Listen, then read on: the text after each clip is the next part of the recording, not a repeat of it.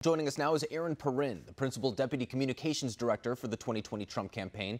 So, Erin, over the past couple days, we've seen Democrats really pushing the idea of mail-in voting. It's something that kind of first came to the forefront regarding the Wisconsin elections, and we see that it's something being pushed right now as well. Can you speak a little bit about what mail-in voting is and why they're pushing for it now?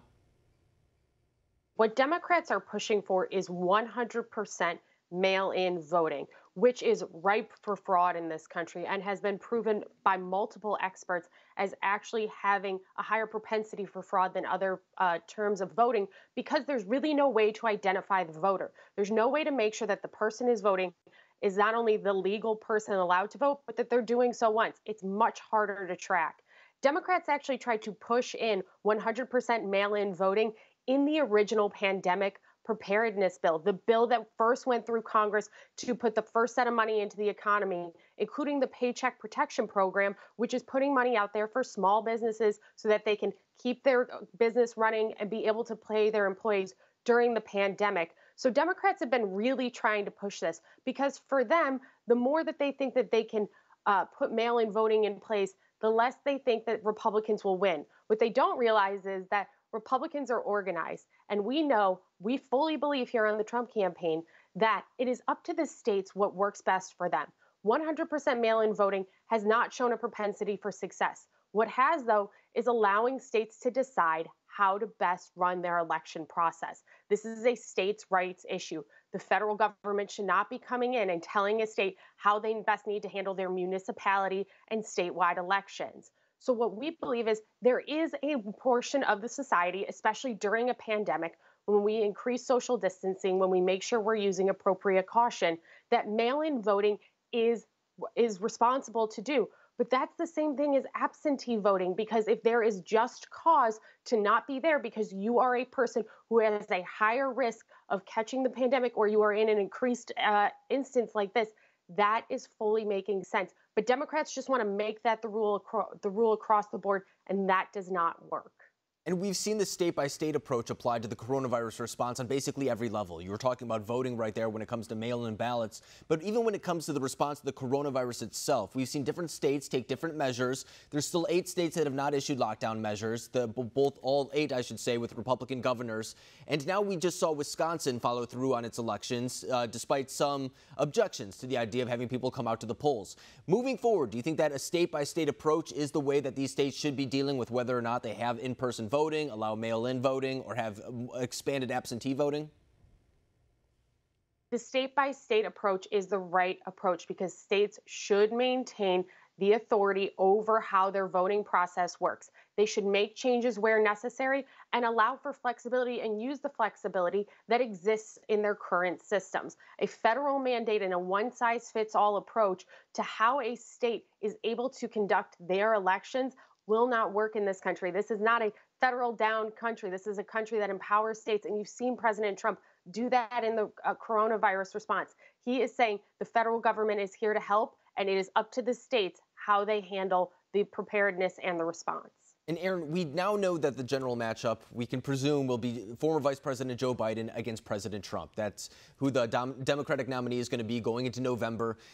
How does he match up against President Trump when it comes to the coronavirus response? Because we've seen the Biden campaign put out a couple ads as of recently trying to tout Biden as the leader during this time that we need. And then we see the Trump campaign highlighting Biden's ties to China during this time. And of course, there's high polling showing that the American people are holding China accountable for this latest outbreak in the United States. So how do those two things compete? Well, Joe Biden is ill-equipped in order to address a pandemic like this. During H1N1, we saw a depletion of the N95 masks here in the United States under the Obama-Biden administration, and they did not care to try and prepare the country should they need that stockpile again. So they have shown, Joe Biden has shown through his own actions that he is not qualified to do this. And it's funny because Joe Biden thinks that every time he puts out an idea of how he would handle the crisis, he's somehow coming up with a new idea, but he's always a step behind what President Trump is doing. President Trump put in the Defense Protection Act, and then he used it against 3M. Joe Biden said, you should put that in. We already did. He said, you should use it. We already had. So he's trying to act like a leader when he clearly is a vacuum of a leader.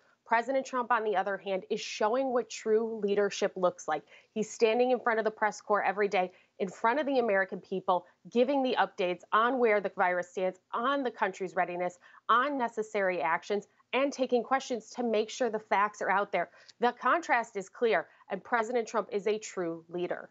And we know that one of the arguments used by Democrats, just based on some of the super PACs right now that are putting out ads, is using the president's words, sometimes out of context, in order to paint him as kind of slow walking his response to the coronavirus outbreak. We've already seen, I believe it was Pacronym is the name of the most recent one. We've also seen one from Priorities USA using that hoax quote, if you will, saying that President Trump was talking about the virus as a whole and not the politicization of this issue. How does the Trump campaign plan to respond to these type of ads, which we can only assume will come more and more as we get closer to November? Well, specifically on that Priorities USA ad, we have put out a cease and desist letter because that ad is false. The president did not call the coronavirus a hoax. He called the political attacks against him another hoax. This is how Democrats like to try and diminish his presidency. And we have facts on our side on this campaign. We know that starting in early January, the administration was aggressively reaching out to China in order to be an aid, in order to help figure out what's going on with the coronavirus. So anybody saying that the president is slow walking is peddling in fiction, and it's dangerous fiction at that, because this is an administration that has aggressively taken action, even when Joe Biden called it xenophobic for the president to stand up and to limit entry into the country from inbound flights from China. He said it was xenophobic, but now, a month later, he applauds that. Again, Joe Biden's a step behind. President Trump and his administration have been aggressive and working hard to make sure that the American public is safe and healthy throughout the coronavirus. And in support of that point, too, we see new polls showing that the American people have a higher approval rating of the president's response to the coronavirus, even than they did a week or two ago, when it was also very high. We saw it above 50%. We see it again reaching that point as well, along with other members of the task force, too. Vice President Mike Pence very high up there as well. So far, the American people are on board with the administration's response when it comes to this outbreak. But we still got a couple months to go until November. I'm sure we'll see a lot of developments until then. But Erin Perrine, thank you very much for joining us tonight.